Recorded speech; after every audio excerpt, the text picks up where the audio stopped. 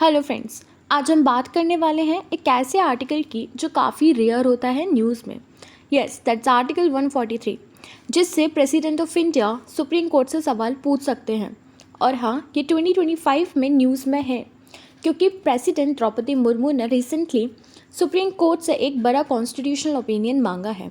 आखिर क्या है आर्टिकल 143 और प्रेसिडेंट ने ऐसा क्या पूछ लिया सुप्रीम कोर्ट से? चलिए सिंपल तरीके से समझते हैं।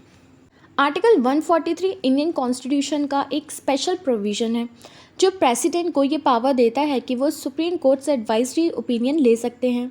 ये आर्टिकल्स दो पार्ट्स में डिवाइडेड है। क्लॉज 1 जो बोलता है प्रेसिडेंट कोई भी इम्पोर्टेंट लीगल या कॉन्स्टिट्यूशनल सवाल सुप्रीम कोर्ट के पास भेज सकते हैं और कोर्ट अपना ओपिनियन दे सकता है। क्लॉज 2 प्रेसिडेंट ऐसे डिस्प्यूट्स में भी ओपिनियन ले सकते हैं जो प्री कॉन्स्टिट्यूशन ट्रीटीज़ या एग्रीमेंट से रिलेटेड हों। लेकिन ध्यान रहे, सुप्रीम कोर्ट का ओपिनियन बाइंडिंग नहीं होता, लेकिन उसका मॉरल और लीगल वैल्यू बहुत हाई होता है। 2025 में यह आर्टिकल न्यूज़ में इसलिए है क्योंकि प्रेसिडेंट द्रौपदी मुर्मू ने आर्टिकल 143 क्लॉज 1 के अंडर सुप्रीम कोर्ट को एक रेफरेंस भेजा है जिसमें उन्होंने 14 कॉन्स्टिट्यूशनल क्वेश्चंस पूछे हैं।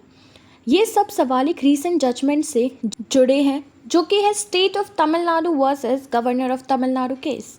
अप्रैल 2024 में सुप्रीम कोर्ट ने कहा था कि प्रेसिडेंट और गवर्नर्स को लिमिटेड टाइम में एक्शन लेना चाहिए ऑन स्टेट बिल्स, असेंट देना हो या रिटर्न करना हो।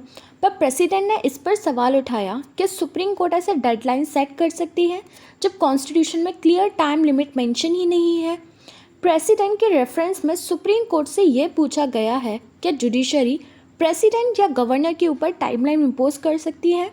क्या आर्टिकल 200 और 201 जो गवर्नर के पावर्स डिफाइन करते हैं इनके काम में कोर्ट इंटरफेयर कर सकती है? और क्या आर्टिकल 142 जिससे सुप्रीम कोर्ट कंप्लीट जस्टिस दे सकती है उसका यूज़ करके ऐसे गाइडलाइंस फिक्स करना सही है? तो बेसिकली ये पूरा डिबेट है सेपरेशन ऑफ पावर्स के ऊपर, एग्जीक्यूटिव वर्सेस जुडिशरी। कई लीगल एक्सपर्ट्स का कहना है कि ये एक rarest of the rare situation है जब आर्टिकल 143 यूज़ हुआ हो। अगर सुप्रीम कोर्ट ने क्लियर जवाब दे दिया तो इसका असर पूरे देश के फेडरल स्ट्रक्चर पर पड़ेगा। सो फ्रेंड्स, आर्टिकल 143 सिर्फ एक लीगल क्लॉज नहीं, ये कॉन्स्टिट्यूशन का एक सेफ्टी वॉल्व है।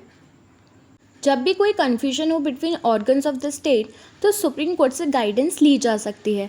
अब देखना ये है कि सुप्रीम कोर्ट क्या ओपिनियन देता है और क्या इससे गवर्नर्स और प्रेसिडेंट्स के पावर्स क्लियरली डिफाइन हो पाएंगे। So stay updated with us. Thank you.